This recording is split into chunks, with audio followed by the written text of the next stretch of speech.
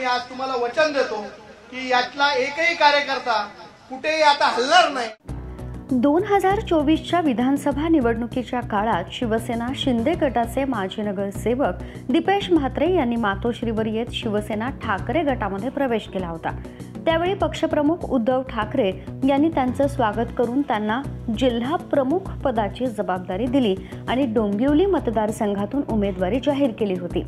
या निवडणुकीत त्यांनी भाजपचे उमेदवार रवींद्र चव्हाण यांच्या विरोधात निवडणूक लढवली होती, मात्र या निवडणुकीत त्यांचा पराभव झाला।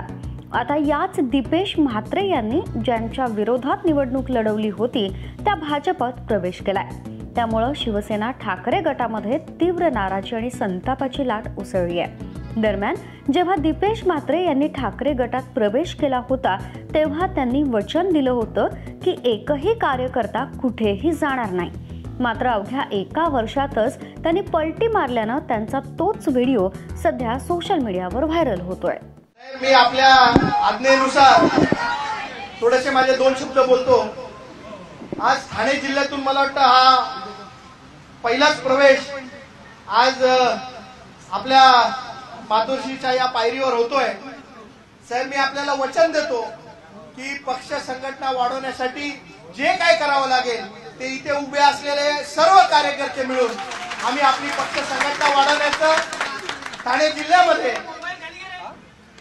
साम दाम दंड भेद सगळं करून आम्ही आमचा पक्ष वाढवण्याचं काम करू। साहेब, मी आज तुम्हाला वचन देतो की यातला एकही कार्यकर्ता कुठेही आता हलणार नाही। भाजपात प्रवेशानंतर दीपेश म्हात्रे यांनी मनसेचे माजी आमदार राजू पाटील यांनाही मनसेत येण्याची ऑफर दिल्याचं समजतंय। त्यामुळे ठाकरे गटातील शिवसैनिक संतापलेत।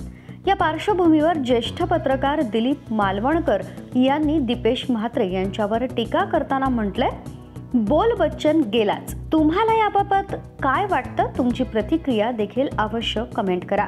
Bureau report, Maharashtra news 24।